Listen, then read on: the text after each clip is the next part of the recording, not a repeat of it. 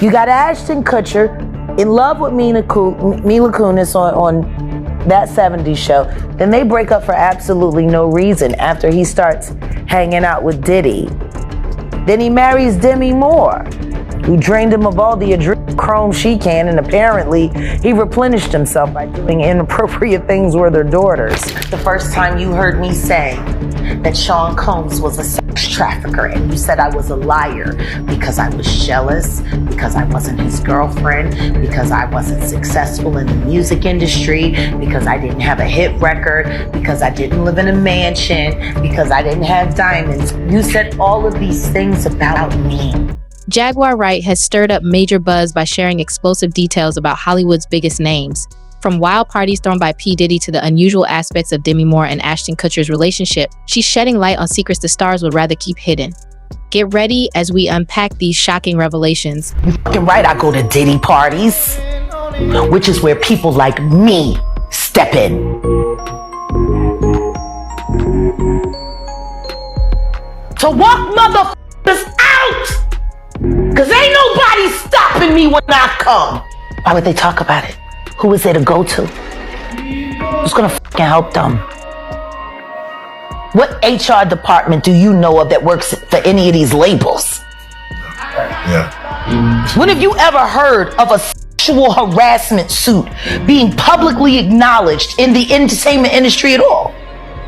Never. Not in entertainment. Tupac. Remember that one? He was the only one. Yeah. You saw how that turned out. Yeah. No, guilty. That's why they do it. To make you an example. To remind you what they're willing to do to keep things the way they want them. It's intimidation. Can't go to the authorities. They're all bought and paid for.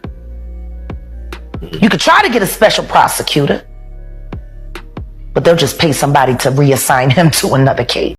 Jaguar Wright is opening up about why so many women take years to come forward about mistreatment by powerful figures in the music industry, like Diddy. She's revealing hidden truths and breaking the silence that's kept these women unheard for so long. Everything that's going on with the Israelis right now, and the war, and the this and the that.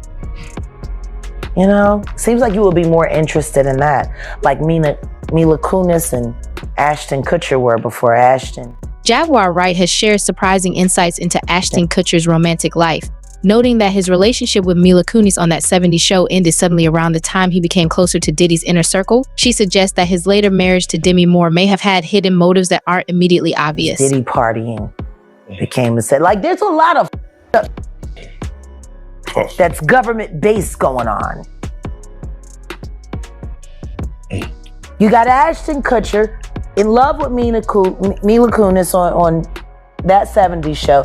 Then they break up for absolutely no reason after he starts hanging out with Diddy.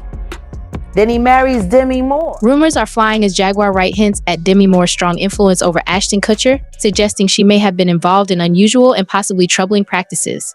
Wright even alludes to unsettling behavior involving Moore's daughters, adding more fuel to Hollywood's most closely of all the adrenochrome she can, and apparently he replenished himself by doing inappropriate things with their daughters. I'm glad. I'm sure you're glad. Like Bruce Willis has dementia right now. Oh.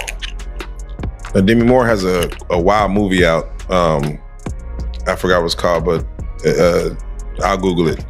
Yeah, The Substance. He went right back to Mila, though. He went right back to where he wanted to be. You know, age appropriate. Not even age appropriate. Jaguar Wright dives deeper, discussing Demi Moore's high-profile past with Bruce Willis, who is now facing dementia. She dissects the story of this once iconic couple, raising questions about what secrets might lie beneath their polished public image.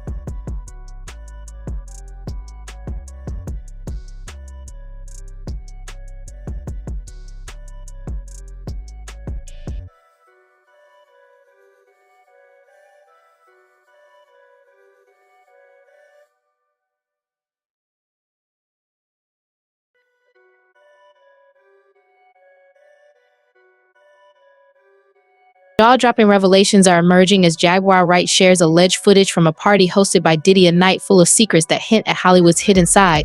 Just when it seems the story couldn't get more intense, Tyrese speaks out about his own experiences at these infamous gatherings.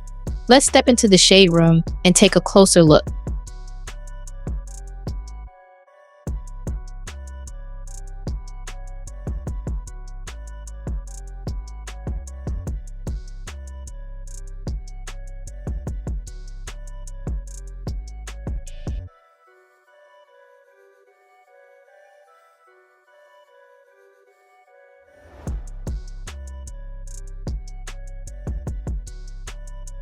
Moore's strong influence over Ashton Kutcher, suggesting she may have been involved in unusual and possibly troubling practices.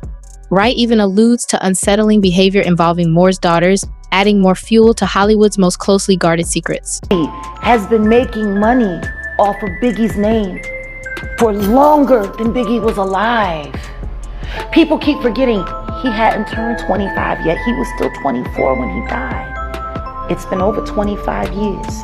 Clearly, a Biggie Smalls verse is very valuable. So then what the fuck happened to the commission? What happened to that album? It was recorded.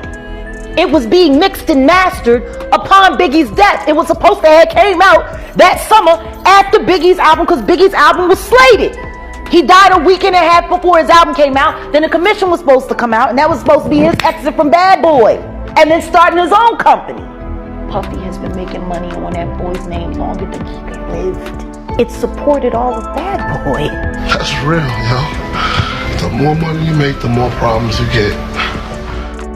Jaguar Wright dives deeper, discussing Demi Moore's high-profile past with Bruce Willis, who is now facing dementia. She dissects the story of this once iconic couple, raising questions about what secrets might lie beneath their polished public image. Diddy told her he was gonna kill Biggie.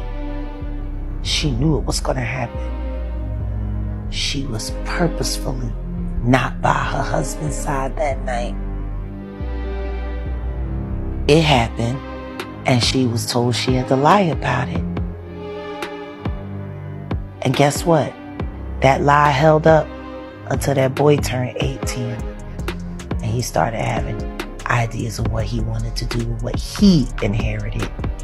Because the paperwork was set up for Faith to not be able to receive $1 from Biggie's estate unless it was for little Christopher. And she only had one child with Christopher. The other children who required taking care of and feeding and all of that, all of them couldn't be fed off of Christopher Wallace's money. They weren't his kids. See how that works? Jaw-dropping revelations are emerging as Jaguar Wright shares alleged footage from a party hosted by Diddy, a night full of secrets that hint at Hollywood's hidden side. Just when it seems the story couldn't get more intense, Tyrese speaks out about his own experiences at these infamous gatherings. Let's step into the shade room and take a closer look. To look at him for real. And the truth is nobody did. Everybody laughed and joked about him dancing like a idiot in all them goddamn videos, twirling around in circles.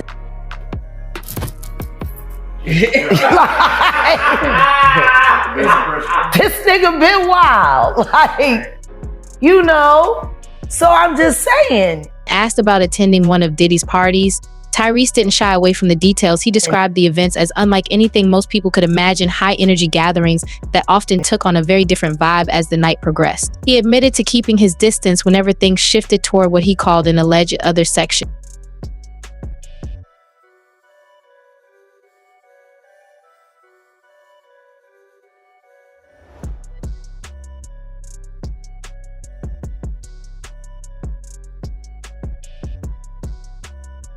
Jaguar Wright courageously spoke out against Diddy, despite facing skepticism and dismissal. Now, with new evidence coming to light, it's clear that those who doubted her owe her a sincere apology. She held her ground when almost no one was ready to listen. Do you know the salacious story behind Demi Moore and Ashton Kutcher's divorce? Background very quickly, these two had a 15-year age gap when they met. Ashton was 25, no kids. Demi was 40 with 3 kids. They met in 2003.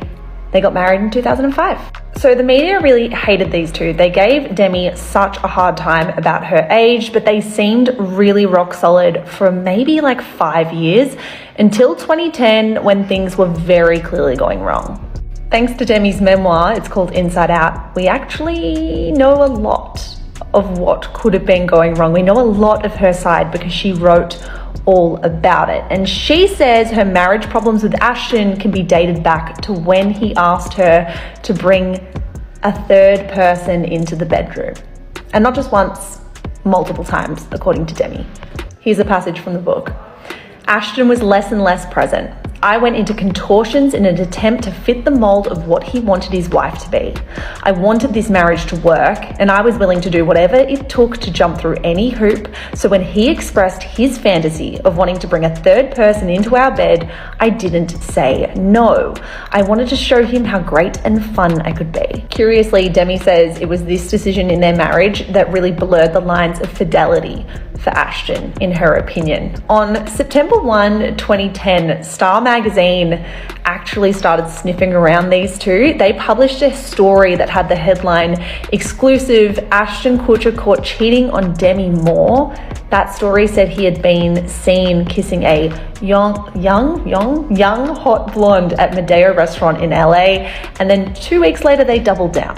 Despite Ashton threatening to sue them over the first story, Star magazine then published another story 2 weeks later titled "Ashton Cheats Again with This Girl, 21-year-old Tells All," and yes, they interviewed the 21-year-old. According to Demi's memoir, this report was true. She wrote, "Ashton had slept with the 21-year-old at our home when I was out of town.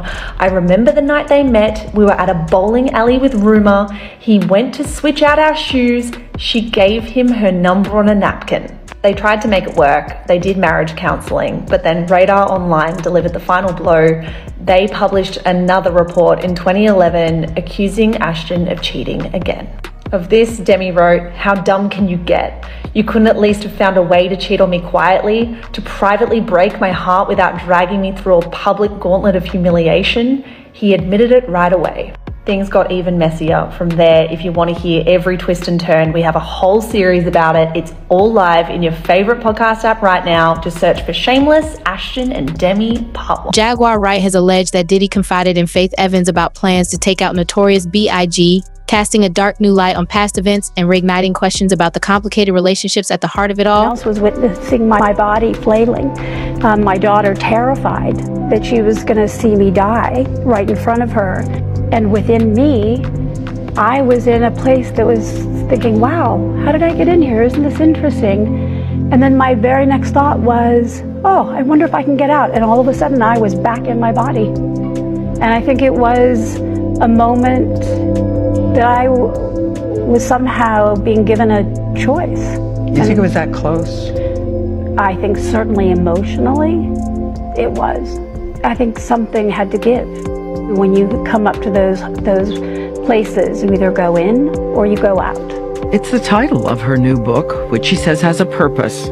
Sharing of myself in a way that if it can elevate or open someone else to loving themselves a little bit better. Making waves once again with explosive new claims that have rocked the entertainment world. In a bold revelation, she alleges that at one of Diddy's infamous parties, a list of celebrities, including Demi Moore, took part in